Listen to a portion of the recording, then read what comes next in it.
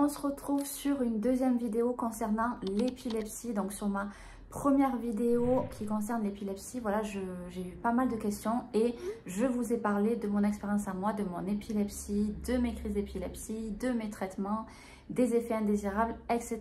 On en parle aussi sur TikTok en format court, je vous fais pas mal de vidéos et aussi en live sur TikTok. On échange beaucoup sur ce sujet. Donc du coup, c'est vrai que par rapport à tous les retours que j'ai et par rapport aussi aux commentaires que j'ai reçus sur ma première vidéo sur l'épilepsie que je vais vous mettre juste au-dessus, c'est vrai que j'ai eu pas mal de questions et je me suis dit que ça pourrait être bien de faire une deuxième vidéo sur ce sujet-là. Donc on va parler ici de tout ce qui peut déclencher une crise d'épilepsie, tous les facteurs pouvant déclencher une crise ou même des myoclonies, des spasmes musculaires. Pour mon cas, c'est une épilepsie myoclonique. Donc du coup, voilà, on va parler de ça. Et en fait, tout ce qui est à éviter en fait lorsque l'on est épileptique. Donc on se retrouve tout de suite après le générique. Avant de commencer aussi, ce que je voulais vous dire, c'est que j'ai partagé une vidéo YouTube en fait d'une rediffusion d'un live que j'avais fait sur TikTok, je crois que c'était en décembre, avec une étudiante en pharmacie qui m'avait contactée après avoir vu des vidéos sur TikTok, qui m'a contactée, voilà, qui fait en fait sa thèse sur l'épilepsie. Elle est en 5e année de pharmacie et du coup on a fait un live et elle a pu répondre à plein de questions sur TikTok. Et d'ailleurs on refera un live, normalement c'est le 21 janvier. J'essaye de faire ça le dimanche soir sur TikTok parce qu'il y a plus de personnes qui peuvent le voir un dimanche soir, plus posé, etc.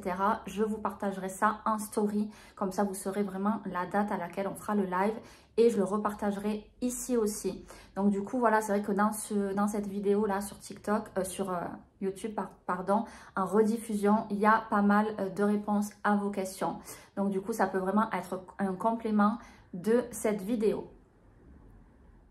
Alors, pour commencer, j'ai envie de vous parler alimentation. Donc déjà, la première chose à savoir, c'est tout ce qui est là, par exemple, thé, café, c'est pas vraiment interdit, mais c'est déconseillé à partir d'une certaine heure, pardon, à partir de 16 heures par exemple, etc.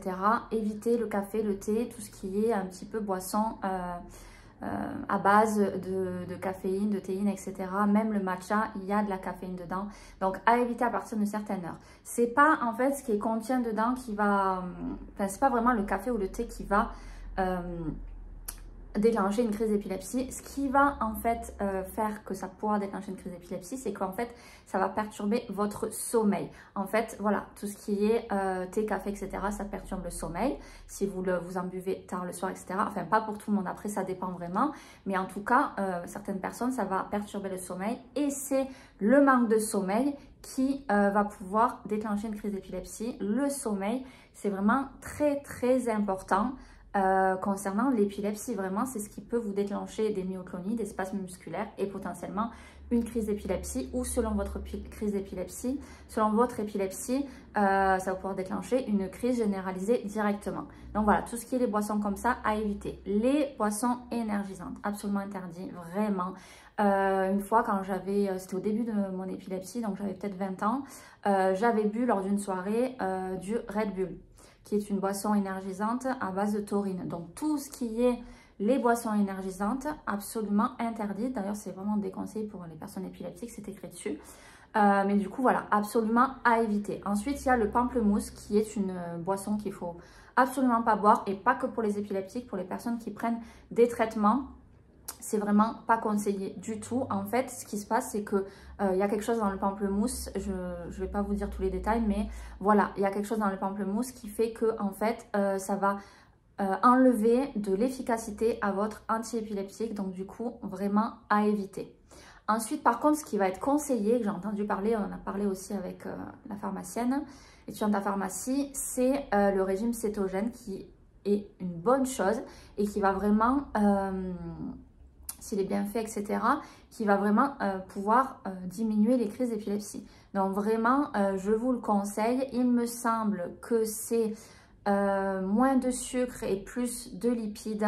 À vérifier, renseignez-vous vraiment sur le régime cétogène, sur les aliments qui sont à conseiller, etc. Mais vraiment, je pense que c'est une bonne chose d'aller vers cela. Autre chose qui n'est pas conseillée aussi, c'est les huiles essentielles. Alors moi, honnêtement, j'en utilise en dans mon diffuseur. Donc c'est vraiment en ambiance et tout, dans la pièce et tout. D'ailleurs là j'en ai mis. Après il y en a qui sont vraiment pas conseillés. On m'a dit, il me semble que c'est de l'arbre à thé si je me trompe pas.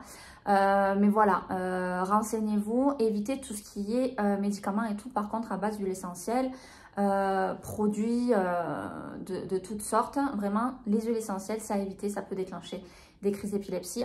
Après vraiment tout dépend si vous êtes stabilisé ou si vous ne l'êtes pas du tout. Vraiment si vous n'êtes pas stabilisé avec vos traitements, etc. Absolument à éviter complètement.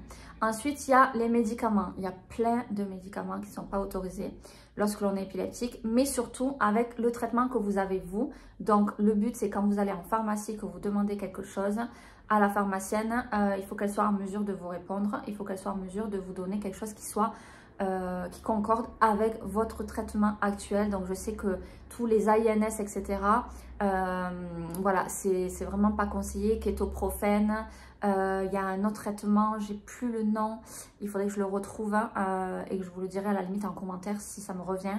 Mais voilà, il y a pas mal de traitements qui sont hyper dangereux lorsqu'on est épileptique, donc vraiment à éviter. Bien évidemment, l'alcool à éviter. C'est pas totalement interdit. Moi, on m'a jamais interdit de boire de l'alcool. Même lorsque j'étais en début d'épilepsie, où j'étais pas encore stabilisée et tout. C'est pas vraiment interdit, mais ça peut déclencher une crise d'épilepsie.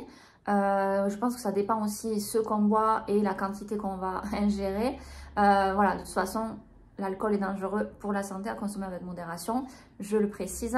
Mais voilà, c'est pas conseillé lorsqu'on est épileptique. C'est pas totalement interdit. Je pense que ça dépend des neurologues aussi. Ça dépend de votre épilepsie, ça dépend de votre stabilité par rapport à votre traitement et à votre épilepsie. Donc ça, voilà, ça c'est une chose. Vraiment, faites attention à vous.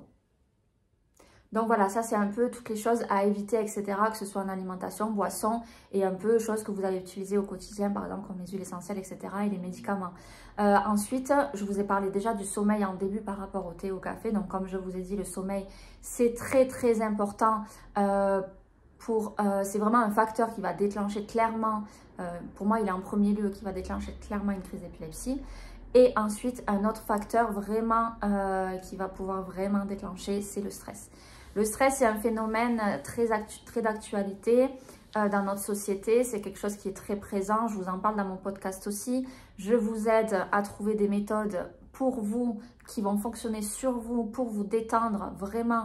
Tout ce qui est hypnose, tout ce qui est méditation, sport, yoga, ASMR, des choses qui vous font du bien, de vous détendre. Vraiment, essayez de trouver des choses à vous parce que quand on est épileptique, si on est stressé, on va être amené à faire une crise d'épilepsie. Donc vraiment, la gestion du stress, c'est hyper important. Je pense que je referai des épisodes sur ça. Je referai peut-être une vidéo YouTube. N'hésitez pas à me dire ce que vous souhaitez comme contenu. N'hésitez pas aussi à me poser vos questions en commentaire.